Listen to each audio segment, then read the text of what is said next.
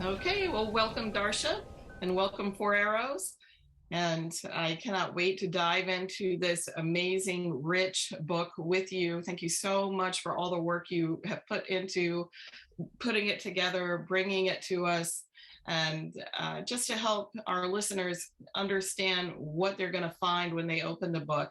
Can you tell us a little bit about what brought it together? What prompted this book?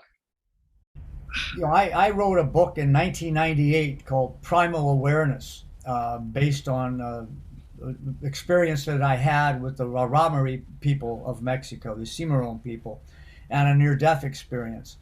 I quit everything that I was doing and had a transformation and went back and got my second doctorate in uh, Indigenous worldview and tried to understand my experience. So I've been working on Indigenous worldview, a concept that many people are starting to grasp now, but it's a European construct, Wolfenschong, and I didn't really like the idea of seeing the world because I felt the Indigenous worldview was about being in the world. And yet, as I start to look at the work of people like Robert Redfield out of the University of Chicago, who really kind of one of the fathers of social anthropology, they call him, put worldview on the map. Originally, he said there were only three. There was the Eastern, the Western, and the primitive. And later he said, nah, the Eastern has been subsumed by the materialism and the anthropocentrism of the Western. So he says there's really only two now. And one of them is, I use the word indigenous. In my first book, I used primal. Um, he says that it was the greatest tragedy in human history that the dominant worldview, which he called the metropolitan worldview, had taken over. And so that this idea of worldview, when Darcia and I got together, and she put on the amazing conference at the University of Notre Dame. Uh, we began to start talking about this. No one's using this as a baseline, and without it, we're going to continue digging ourselves deeper. And so I wrote a little monograph called Sitting Bull's Words for a World in Crisis, using his worldview, but wanted to expand that. And I knew I couldn't just present because I wanted to use quotes of indigenous people, like I used quotes for Sitting Bull. I knew that I had to have a partner that would be able to dialogue an understanding of the indigenous speeches that I had sought out to look at, and there was nobody better in the world than Darcia. And when I offered her the opportunity to do this with me, she said, "Yeah, let's do it," and the rest is history, as they say. So, Darcia, from your perspective, what does this have to do with the evolved nest and our neurobiology? Has everything to do with it. Our human heritage is complex, and we kind of forgot a lot of it. And we've gone off the rail, off the trail, off the pathway of wellness promotion, is what we're calling it these days. And the evolved nest is part of that wellness pathway. But the indigenous worldview is what's just fundamental. It's the air you breathe when you provide the evolved nest in its original capacity to enhance the well-being of individuals and communities. So we can, in a way, the indigenous or kinship worldview that we're talking about is sort of a delocalized, the air you breathe. And we have to distinguish that from traditional ecological knowledge or place-based knowledge that every native people has, which is also very, very important for living sustainably and well and promoting health and wellness. We're talking about the level of kind of cosmology, of how you act and how you perceive humans and nature and spirituality and all that aspect, all those aspects. And they all contribute then to the evolved nest, and the capacity to actually maintain, to grow and maintain the kinship worldview. It starts in that evolved nest. That's the bottom up aspect of growing the kinship worldview. Four Arrows, though, has come up with procedures or methods to grow that kinship worldview top down. So I want to distinguish really quickly, because I don't want anyone to be left behind, the terms we're using, and Four Arrows just explained worldview, but the indigenous worldview and the primal worldview, and then the location-based versus and you and I have talked about this before, Darcia. Some people will hear the word or phrase indigenous and indigenous worldview and say, this doesn't have anything to do with me. So can we kind of clarify what we're talking about? And then, as you and I have talked about in the past, the place-based piece is still dependent upon a primal worldview that comes from the evolved nest being met. So just kind of, because I don't want anybody to get left behind in terminology. Well, I'll let Four Arrows speak to this mostly, but let me just say that the evolved nest is a generic kind of way of raising human beings, because we're born so immature that so much is shaped, our humanity is shaped after we're born, right? So it's not like you're born and then you're a human. No, there's so much to grow yet. And the evolved nest provides that. It's all over the world. It's common. It's part of our heritage, just diminished in the last few hundred years in particular. But in terms of the place-based indigenous knowledge versus the worldview, the indigenous worldview or the kinship worldview, the primal worldview, however you want to talk about it, I'll hand this over to Four Arrows to say more.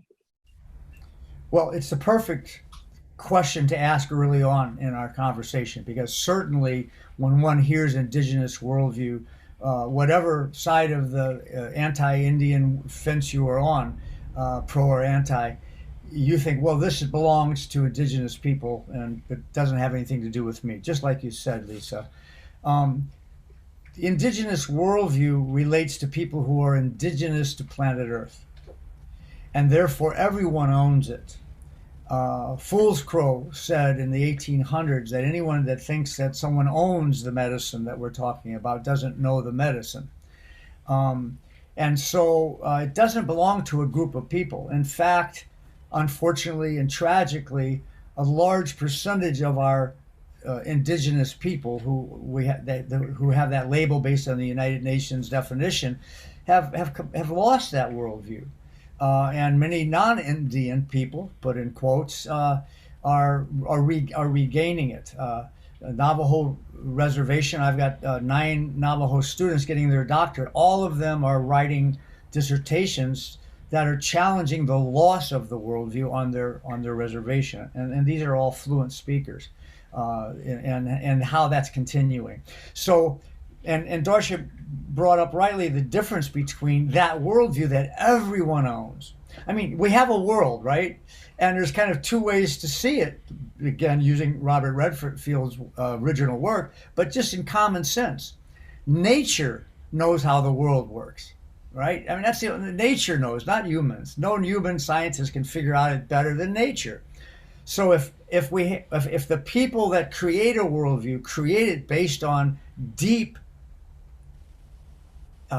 relationship with observing and living and participating and to survive in a world that is symbiotic and is about mutual aid and is about balance, then that worldview would seem to make sense, as opposed to one where humans have separated themselves from nature. And that's kind of a commonsensical thing that I try to get across, is that the indigenous worldview is simply looking at the way nature works based on how our ancestors, everybody's ancestor, if you go 9,000 years and before, everyone lived in according to nature. That if they were going to make a basket that could hold water, they would go look at a squirrel's nest. I mean, the nature was our teacher. Whereas place-based knowledge, that's where we have to give our respect for indigenous cultures, because everything's been taken away from indigenous people. the spirituality included. And now to take away a worldview by claiming it, even a number of my indigenous brothers and sisters say, well, I think that's going too far. But again, using fool's crow idea that no one owns the worldview. What is special is the distinction with place-based knowledge that you only can have if you speak the language fluently, because indigenous verb-based languages come from the earth. They talk about the earth. The origins of our Latin-based languages were human-oriented, social-oriented, and became noun-based and are much more concretized, right? So we support place-based knowledge, but neither Darcia and I have that wisdom. We don't speak fluently. We weren't raised in an indigenous culture in one place over eons to know the flora and fauna. And so that's why we have to say we've got to protect indigenous rights and indigenous sovereignty efforts and stop the atrocities, because 80% of the planet is on the 20% of land that indigenous people are maintaining, according to some big studies, right? So we can still have that place-based knowledge, but that place-based knowledge has in common the worldview precepts, the 40 that we have identified through the literature, and the 28 that we put in our book. So just want to emphasize real quick, the United Nations report, I think you kind of referred to there, that came out in 2019 that said, if we're going to survive as a species, we have to adopt this indigenous worldview. And that's real and true. And that gives real relevance to the work that you've done here in the book, because, okay, well, what is that?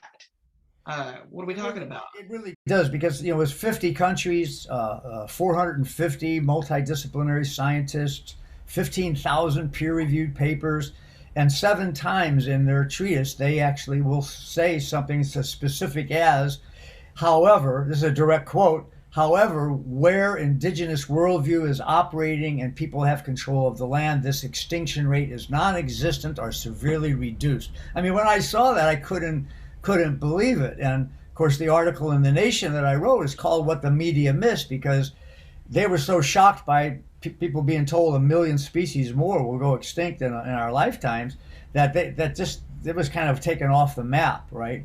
But that idea about worldview was also taken off the map, which was sad. How did you go about putting together the pieces that are in there? And can you mention this beautiful table of contents is, as you say, the Indigenous World Precepts? Yes, so Four Arrows had been, as he said earlier, working on Indigenous worldview for some years and extracted all sorts of precepts, 40 typically, right? There's probably more that could be on the list, but that's a great set.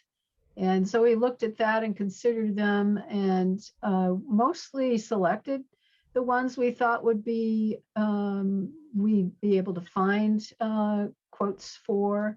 Sometimes we shifted or something and found a different precept to use. But on average, we were able to look through the literature of quotes, of people's writing, of interviews, films, even conversations, and find the quotes that could go with a precept.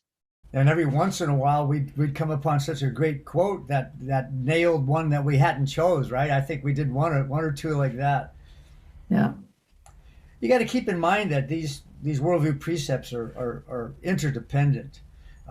So when we talk about living with or without strong social purpose, or anthropocentrism versus animism, or more head than heart, lacking empathy or emphasizing it, all of these things have a relationship to one another. They're all interconnected, and so we really wanted to get across how passionate these were to the people who were really speaking about their place-based knowledge in ways that emphasized one or more of the worldviews. And it's important to remember that trying to speak about a culture or a worldview or cosmology is really difficult to put it into words, because you practice it, right? And people who study cultural cultures like Cluckhorn and others, you try to put, and I've tried this, I've tried to make measures of, how do you think about time, and is it inside of you or outside of you? And people don't think that way, right? Because they just live that way. And so you have to understand that the 40 or the 28 precepts that we selected are just what we can put into words, and there'll be more things too. So it's not always, you shouldn't consider it to be the thorough everything that's true about the Indigenous or kinship worldview. So the state of the world right now, we're seeing the tenets of civilization that are based on the disconnected dominant worldview. It's falling apart because it wasn't sustainable to begin with. And I know that I've been doing this for a long time at Kindred, so it's not surprising to us that we're here and this is happening in one way. But on the other hand, for people who are just maybe experiencing a break in the trance, which is what mainstream media and a lot of the dominant culture is about, is putting us into a trance state that keeps us disconnected and doubting ourselves. If we do have moments of breakthrough, peak experiences, we'll just kind of wave that off. But there does seem to be an opportunity right now. People are curious. Well, this isn't working. This really isn't working because it's spectacularly falling apart right now. And what else is there? And you just said, Darcia, this is an experiential worldview. Can you speak to some of the pieces that you touched on in the precepts and in your discussion in the book about how do we reclaim then and reconnect and follow the rabbit trails, the hunches that might be coming up for us right now? Well, I'd like Darcia to start because I think the most important way, if we look at least one or two generations, is with the first 5 years of life in prenatal. So Darcia, maybe if you could talk about that, then I can talk about sort of the top down. Sure. So the bottom up aspect of developing the kinship worldview is from our experiences in early life, in the womb, when we're at birth, in the perinatal period, the first years of life in particular, because the child is learning to connect or not disconnect. In the dominant worldview, we push children and babies away, and then they don't develop their full selves. So in the evolved nest, though, is about that connection, that embodied connection with the baby, inside the womb, outside the womb, and being responsive and being right there and meeting their needs without resistance, without minimizing them. And then that child learns that they're here in this dynamic place and they are part of the world, and it's safe and a good place to be. And these people are part of my community, and so is the natural world around me, the trees, the animals, the plants, the rivers, the mountains, all part of our community. And they learn that within the indigenous evolved nest. And that's, of course, then going to bring about this worldview that we're talking about. And I like that you mentioned the trance. I think trance connects to this because young children can learn a whole bunch of languages, right? Whereas you get to be old like me, it's hard to learn a new language. Well, why is that? Well, the research shows that young children go into hypnosis very, very naturally, spontaneously. And of course, all of us do that during times of stress.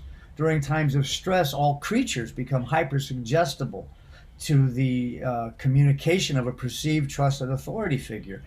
For me, that hypothesis is the explanation for how we could be poisoning our air and our water. How could we do that as intelligent people? And there's a lot of intelligent people doing that. If it didn't have something to do with a sort of mass hypnosis. But if we're looking at children in the first 3 years, they can use the trance state very easily. Well, then we've got to learn how to do that. And I believe, and this is an unusual idea in the literature, that ceremony that has been practiced by Indigenous people and their trance-based healing, which is pretty well known, ceremony is a form of that trance-based learning. You have an image that you are focusing on while you're in a lower brainwave frequency, and that becomes transformative. And I think that we can learn how to use self-hypnosis techniques, because ultimately all hypnosis is self-hypnosis, if you're aware, if we begin with metacognitive worldview reflection that helps us understand, well, wait a minute, why am I continuing to do this? Why am I doing, this action that part of me is saying was a wrong thing to do? Well, we stop and look at that. It has something to do with fear, and something we learn in early childhood that would defend us from that fearful object. It has something to do with the authority that idea came from. It comes from the words that we use when we talk to ourselves. And by looking metacognitively at 4 of the precepts, which include those things that I said: fear, authority, words, and nature, and how different the dominant worldview treats those 4 things compared to the Indigenous worldview, we can begin to go, I see the source of that, and I can look at that critically. Maybe what Dad or the Pope or the peddler said wasn't really accurate, and maybe what I'm saying to myself isn't really accurate, and I am continuing that in my behaviors. And then you use some self-hypnosis to take what you see as a better way to do it, which is how we did it for 99% of human history, and you use that imagery to begin to transform yourself. I mean, that's like a 2-week course in about 2 minutes. Go. Yeah. So metacognition is thinking about what we think and why we think it. Okay. And we don't generally do that. We just don't really think about, well, why am I afraid of this? What's the source of that? And if there's no real reason, we know that, in phobias and other kinds of things, we operate from fears for which are irrational. That's one of the definitions of phobia. And so what is that? Well, we can take the worldview chart and we can look at the continuum between one side and the other and go, wow, I see that's I'm in that place, and that's what and so I need to move from a fear-based way of being in the world into courage, and then beyond courage into a fearless trust in the universe, or a fearless courage. That means once we decide to take action, once we initiate the decision that this is a better way, we let go of the courage, because now we trust the universe. It's sort of like a new definition of hope that I have. Is it's not the expectation that there's certainly going to be an outcome. It's the expectation that regardless of the outcome, what I'm doing is the right thing to do. So we can get into habits that are unconscious or subconscious and just do it over and over. But metacognition is pulling back and applying a practical wisdom, a conscious examination of your habits, in essence. Thank you. Thank you for that, because what I was going toward was when I interviewed Charles Eisenstein years ago about why are we not doing this? Why aren't we thinking about a context in our culture? And he said, normally you have to bottom out. That's the addict trying to use substances or behaviors to stay in this. Rian Eisler calls our dominant culture a trauma factory. So, and Gabor Mate speaks to this as well in his work. What do we do to make it work and make it work? These are then called addictions. They're just faulty coping mechanisms. And why aren't we questioning, why does this trauma factory exist and why am I in it to begin with? And Charles Eisenstein says that most people have to bottom out in their personal individual lives in some way that causes them to say, wow, this really doesn't work. I'm going to have to think about this now and figure out something else to do. So the metacognition piece, I like, you can tell I like language. I like having words for things so we can then talk. Now we know what we're talking about. So the metacognition is the, the conscious thinking recognition of context. And then Darcia, you recently wrote about this oneness experience being a normal part of who we are. So that's different. Do you want to speak to that for a moment? Sure. So that sense of the kind of what you mentioned earlier, peak experiences, right, of feeling at one with the universe. That's where you lose your sense of the unique self. Often it's, you just kind of blur into the beauty of the earth.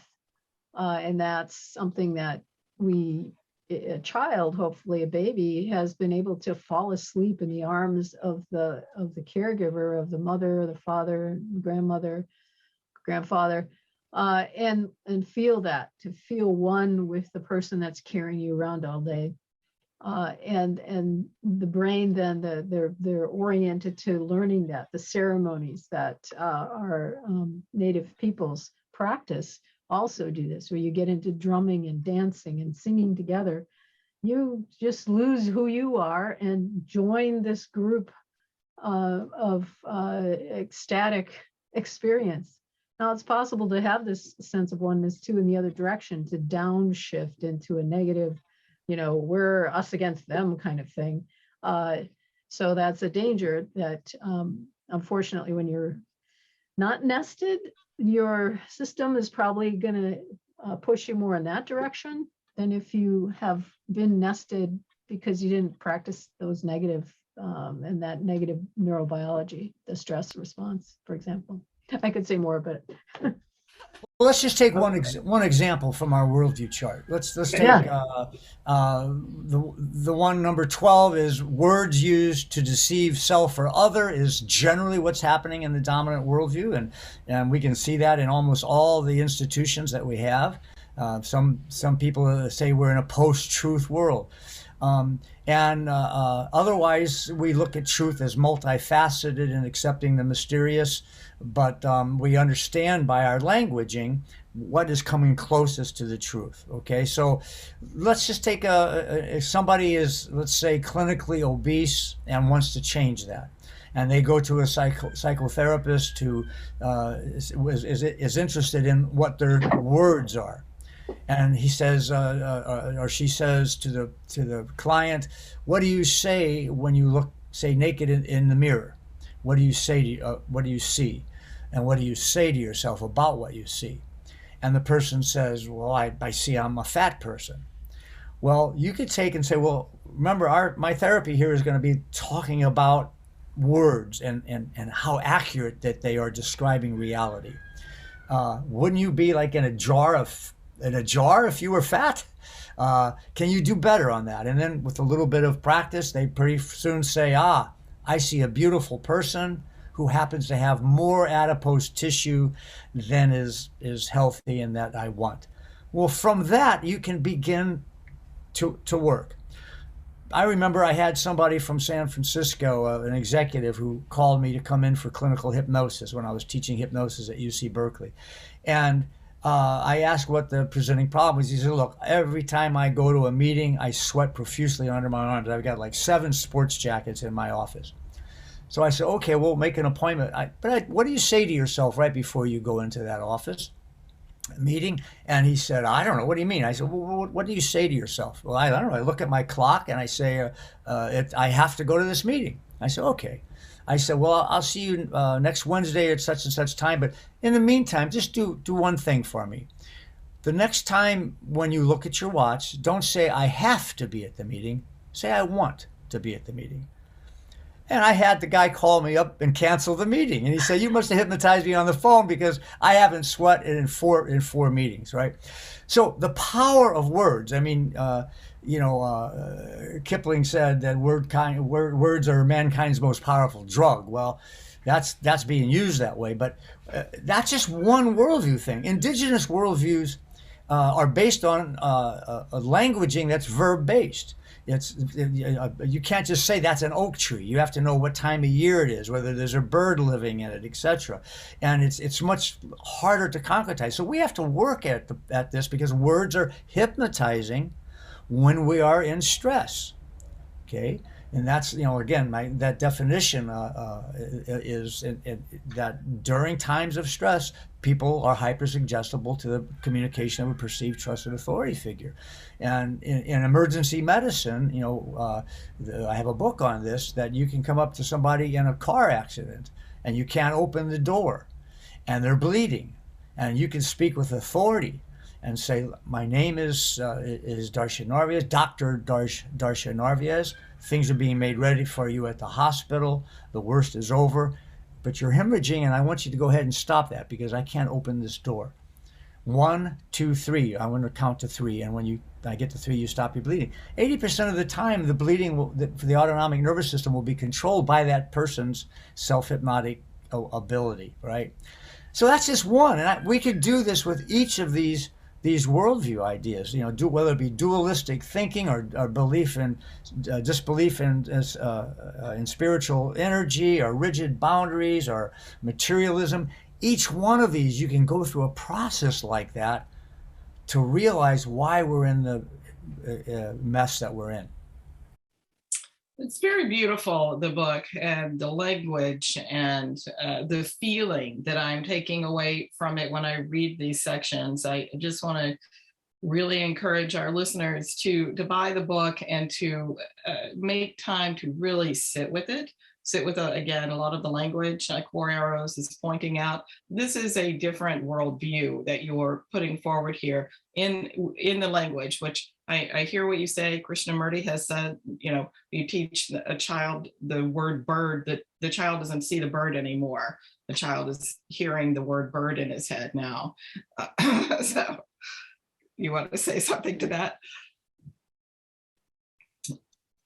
Four Arrows, you were leaning forward like you were going to say something to that. I just wanted to. No, I'm just acknowledging how true that is. Yes, it's like, that's why, the word for the creative energy of the world in almost every language that I've studied, indigenous language, is translated as the great mysterious thing. It's not even mysterious, it's in process. It's a verb, right? The great mysterious thing. And so this reliance on words is problematic, and that's why observing and being into nature is such an important concept and construct. So yeah, I agree with you. The dominant worldview is based in our deliberative ego consciousness. That's what we emphasize. We think that's what it means to be human, is to reason, right, and to have will. That's a Western idea from the so-called Enlightenment. That's quite opposite or unintegrated way of being that really a lot of the major religions call dangerous intellect. Because if you stay in that mode, you start to think that's all you are as a thinker, right? An ego-oriented thinker. Whereas the indigenous worldview encompasses the integrated brain, the holistic way of being in a dynamic universe, and being fearless about it. Of course, there are moments of fear, but in general, you're fearless. You're aware that things are shifting all the time. You're shifting. There's no solid identity where you label things and that's it. It's a little category. That's not the way the world is. Everything is shifting all the time. Each of us, the tree, the animals, everything that's happening. And you build the capacity to be in that kind of world, to be aware of that from the evolved nest. That's where we bring it all together, right? Is you're fostering the dynamism of being a human being when the evolved nest is there, and the indigenous or kinship worldview we're talking about is what results. So Kindred, we're just starting to we used to have more holistic pieces on there, and we really stopped doing that because people were confused. They were, wanted to, as you were saying, Four Arrows, do the binary thinking of, oh, if you're speaking holistically, then you've thrown out anything that has to do with, for example, health, then you're anti-Western medicine. And that's not true. That's not what we're talking about here. But what we're talking about for the purposes of this Indigenous worldview and integration of our right and left brain is working with the other intelligences here on our planet, like we used to, like our parents and grandparents. My grandmothers were farmers and lived in log cabins. My paternal grandmother lived in a log cabin most of her life until she married my grandfather. And their orientation, the way they were as beings, I could see they knew when they were thinking. My grandmother would switch into her thinking brain. She'd say, "Well, let me study on that for a minute," because she's used to being outside and plugged in. And she knew when she was going to have to use this other part of her brain to think about things and study on them. But I could see their orientation to working with intelligences, even as Baptists, by the way, it was just experiential. And I love this aspect of your book when you have a lot of pieces in here about the elements in nature and the intelligences that are waiting for us. I don't think we're going to turn this corner as a species by ourselves. I think we're going to need a lot of help. So could you just speak for a moment? I know we're almost to the end of our time, about all that's waiting for us in this other worldview to help us heal and to move forward as more of even a Gaia consciousness. Well, Howard Gardner's multiple intelligences are a good place maybe to end it, in the sense that he wanted to add an eighth intelligence, and that was a spiritual intelligence. It didn't meet the criteria, but he actually has talked about wanting to add it. But not meeting the criteria, that's a whole other story, right? And he also talked about a moral intelligence that should be in there, but that also doesn't meet the intelligence, Darcia's field. I think this idea of spirituality, this idea of us being spirits inhabiting a body, we don't talk too much about that in the academy. I think this idea of I had Dr. David Cheek, who did the foreword for my Prentice Hall's book on emergency hypnosis. He was ostracized by the medical community. He was an obstetrician and head of the American Society of Clinical Hypnosis. But when he did his regressions, he wanted to see what direction the baby, when being born, was facing, right or left, because he had the records of 140 people that he had over 40 years given birth to. So he thought, well, you're not supposed to remember that moment of birth, but let me see if people can move their head, and I'll see. Well, he did it, and there was a statistically significant number of people that got it right. But a few people were talking about, well, we haven't been conceived yet. We're trying to decide whether this is the parent we want. Well, that went into his article, and he was ostracized. So this is hypnotic regression. Yes, what you're talking about. Yeah, I'm sorry. Yeah. So because he went to his 40-year-old patient, 40-year-old people that he had 40 years previously given birth to, right? And he brought them into the office and did hypnosis regression and so I'm just offering one little kind of anecdote, which isn't really solid evidence, but you can go to the University of Virginia and look at Ian Stevenson's work on this to see good scholarship. But there's no way of knowing. But if we do understand that we are spirits inhabiting a body, it changes everything.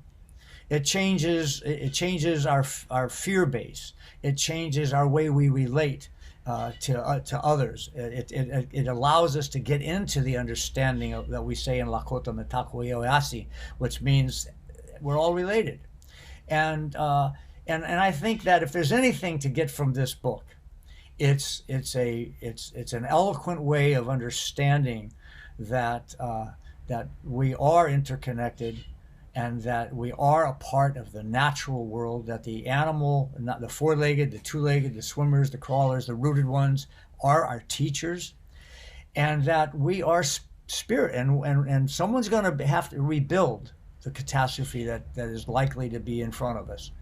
And if we have this attitude, going back to my definition of hope as being the certainty that what we're doing is the right thing to do regardless of the outcome, I believe that we, instead of thinking about what's happening in terribly today, that instead of thinking about, well, should we bring a no-take zone? Should we do weapons? Should we do?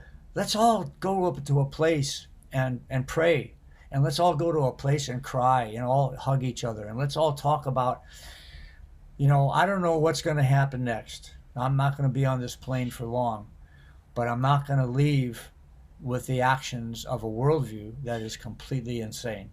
And that's what I hope our book will give us. Yes. Thank you so much. Darcia, what else would you like for us to know about this book?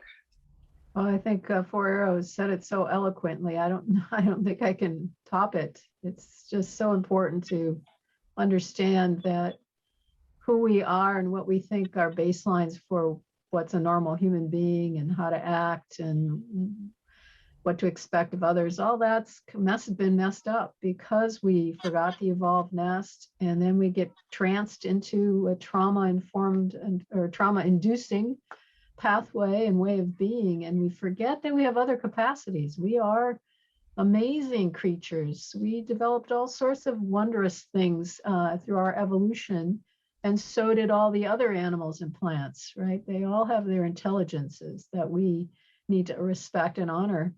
And I think we have to remember and draw back into our bodies, to love our bodies and to love those around us, however it is that we can do that, wherever we are. We have the 28 days of eco-attachment dance. Just get back into the natural world and pay attention, right? And slowly get out of that kind of isolation that we feel that we were forced into in many cases, to get back to the heart-centeredness, our sense of being always connected, our whole body sense of that. And don't get worried about the future. Don't get anxious about the past, just or depressed about it. We are here now. Be in this moment with whomever you meet. If it's a spider, say hello. If it's an oak tree you walk by, acknowledge them, listen, pay attention, and be an earth creature. And I think, Darcia, if I may, what you said about remembering how beautiful we are, how amazing we are, I think when people read these 28 quotes that we've selected, if anything, if I could use anything to describe a common theme of all of them, I think each one is a reminder of how amazing we are. Yes, that is really it. That is the new story. That's what we've been pointing to here at Kindred for a long time. I have witnessed, and I know that we can go into the place of talking about the big picture that's happening out there right now that's fed to us about how scary and awful things are. But there are plenty of people that I have met on my path individually who are listening. They're listening to themselves. They're listening to the life force that is really inspiring them to be wayfinders, trance breakers, as we call them, and new cycle makers. And so they're there, and I encourage everyone to find them. And I also want to say we have this fantastic resource on the Kindred website, Four Arrows worldview chart, that helps us to see. It is a binary tool, as he's saying, but it is a nice tool to help us see the dominant worldview and the indigenous worldview manifest. So are you going to play us out? I am going to, just like a movie, everybody can just That'd be great.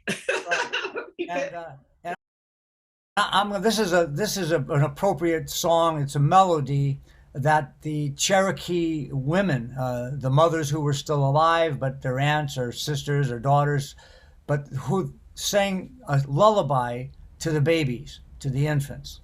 And in the lullaby, on this horrendous trail of tears, which most people will know about, the lullaby said things like, "But did you see the animals in the clouds? Did you see the dancing prairie grasses? Did you see the beautiful colors of the fish when we walked through the brook?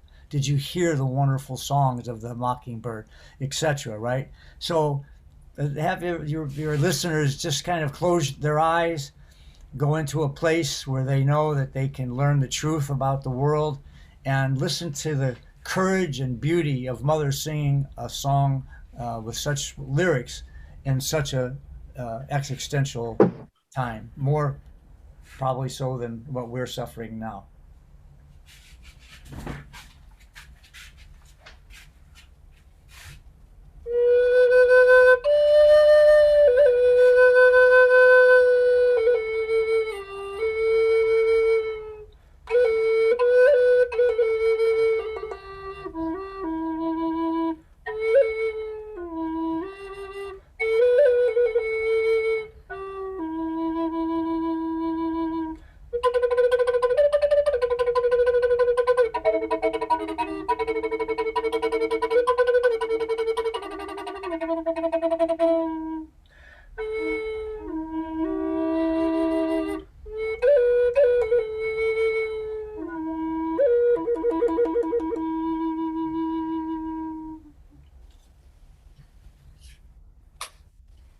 Thank you so much. Thank you so much for taking us out on that note. And thank you so much for this beautiful gem of a book. I'm wondering if there's anything else you'd like for the listeners to know before we go, and where to find you. I know we have evolvednest.org. There's a self-directed learning center there that you can explore the components of the Evolved Nest. If you're listening to this someplace and you can't see where you are, you can find us at kindredmedia.org. Both Darcia and Four Arrows work is there, along with that wonderful Indigenous worldview chart. And Four Arrows, where else would you like people to find you out in the virtual world? Oh, my wife put a website together, fourarrowsbooks.com, that I never tout because I always forget. So fourarrowsbooks.com. And there's a lot of, just put in Four Arrows Worldview on Google, and a lot of my presentations will come up to help understand this idea of worldview.